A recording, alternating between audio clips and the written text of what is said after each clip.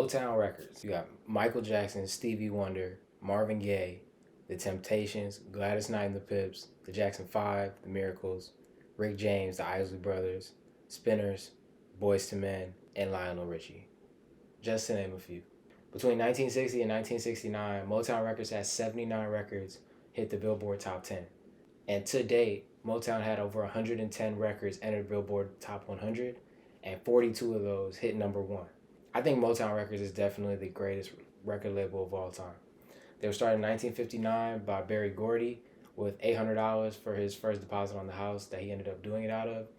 And he honestly laid the blueprint for record labels today. And I think everybody is trying to do a bad imitation of what Motown Records did back during that time. Berry Gordy said the reason that they were so prolific in putting out hits was because of the way they went about making the records. If you don't know, Detroit at the time was one of the biggest automotive industries in the world, and he worked at the Ford factory for a little while. And he said that Berry Gordy said he learned about the assembly line when he was working at the Ford factory, and he took that same approach into making music when he started Motown.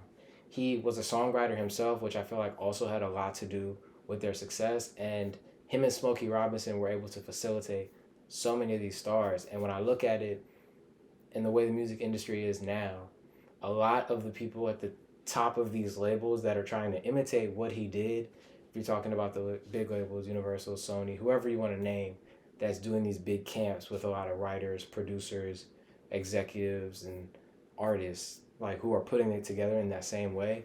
I think the reason it doesn't work as well is because they don't have, it's a couple of things, right? Like the talent that was coming through that house, like when you hear about the songwriters, the Funk Brothers who played a lot of their music and did a lot of their instrumentation, and having a music head that understood what's going to work and what's not, who's not afraid to argue with his artists and try and get the best out of them. I think I feel like we've reached a point where a lot of the producers and people making the music are kind of lackluster, right? Like when they're getting signed to labels, I feel like the sounds, they're replicating a lot of the same sounds that they've already made over and over and over again. And I think being in an environment like Motown was, when you're watching the documentaries or you're looking at old videos of them, like they were competing against each other. They knew, like Stevie knew he had to compete with Marvin Gaye, who knew he had to compete with the Temptations and stuff like that. Like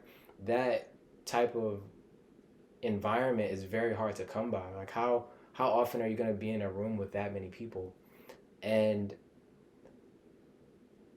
it's just very interesting to see how he was so prolific and he had a model that worked when it came from songwriting to producing to how they look and their etiquette and touring and dancing. Like he had a station and somebody to help facilitate all of that. A lot of times people were coming to the house and coming to Motown or coming to Berry Gordy trying to get a job or trying to get on, honestly. They were trying to get their own music out there. And a lot of times he was, at first, he wanted to know if they were musically inclined. And even if they weren't to the point where he thought they would be successful artists or somebody that he would want to have on his music label, he would still get them in positions working in the company. And a lot of times, a lot of the workers in the companies ended up going on to be songwriters, ended up going on to make music, ended up going on to be artists for Motown. And when I see a music label like this, another thought that I have is how completely different this is from something like hip hop in that way. Hip hop it started on the basis of like the rapper writing their own rhymes. And I'm all for that, and I understand why that holds so much weight in a sense. But then when you see the biggest artists of our generation, like a Drake and a Nicki, who both, every now and then people throw knocks at them for not writing all their raps and their bars. They know something that a lot of y'all don't. They know something that a lot of us don't, and it's that collaboration is going to bring out the best in a lot of these people. I put out a video a little while ago talking about Derek Milano, who's a songwriter who works with Nicki a lot. And there was a video where somebody asked him what he does to help her. And sometimes he'll just be in the studio and say, oh, okay, I think you should flip those verses. Or, okay, maybe you should say this part like this. Or maybe you should say these words up here instead of these words. Like, he's just making suggestions based on what he hears. And the fact that she's able to take that feedback, whether she uses it or not, it means she just knows she's trying to make the best record, and whoever has the best ideas, she's willing to take them in.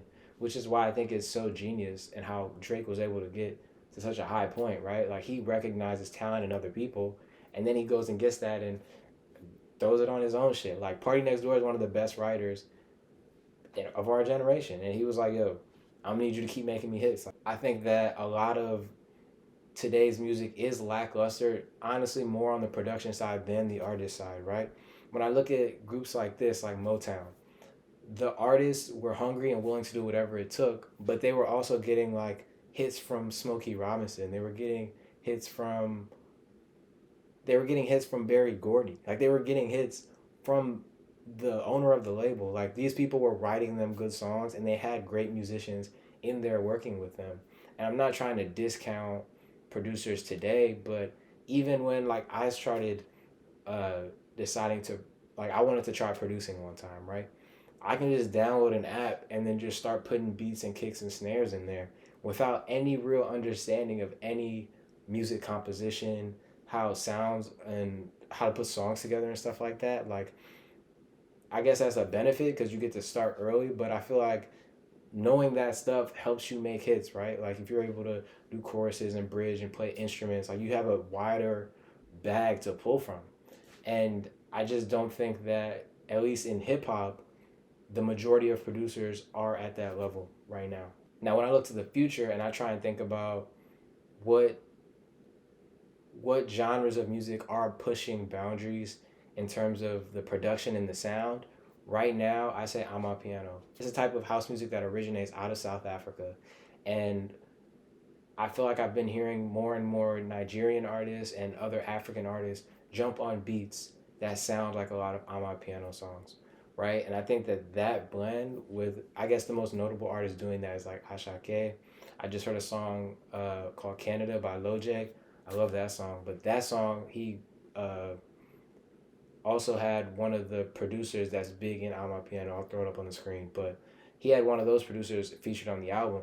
And I've heard Benson do some songs like that. So it's a lot of artists out there like leaning into like looking for the best production and going to get it. I think that anyone in music, in any pursuit, honestly, like to look at Motown and see what they were able to accomplish in such a short period of time, I think they just had all their bases covered, right? They had all their bases covered, and they were competitive with each other in a what they considered a safe environment, right? Like there were no bad ideas.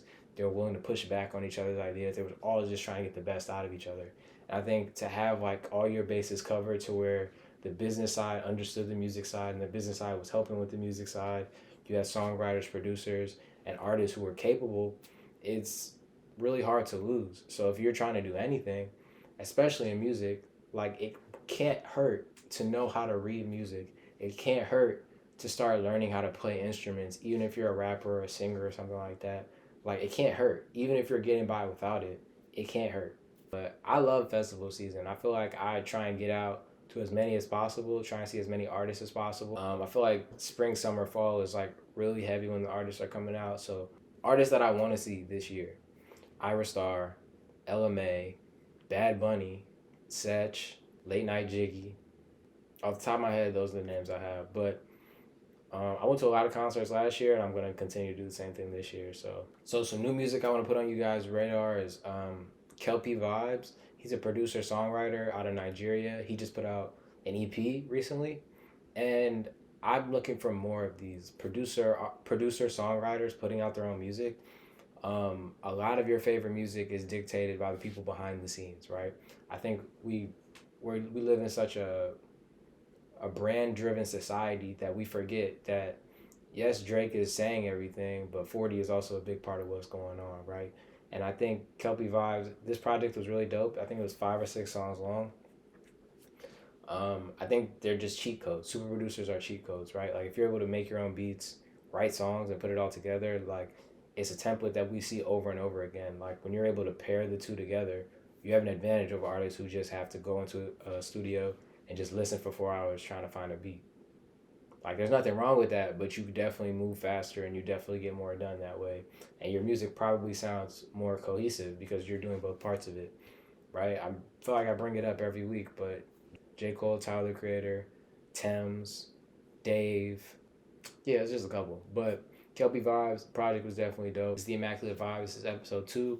I'm not going to try and extend it too long. I'm going to just speak for as long as I have to speak. So this one was pretty good. We'll see how long it is when I cut it, but yeah.